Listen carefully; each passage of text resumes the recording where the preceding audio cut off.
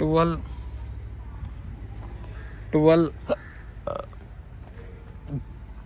ఇక్కడ 13 12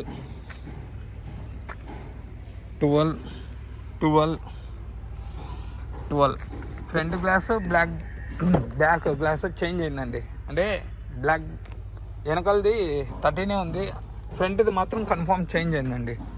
ఇదిగోండి ఇక్కడ 12 ఫ్రంట్ గ్లాస్ ఒకటి చేంజ్ అయిందండి. ఇదిగోండి ఇంకా డోర్స్కి వస్తే ఇదిగోండి సెకండ్ ఓనర్ అండి, ఒరిజినల్ డోర్ అండి ఇది. ఇదిగోండి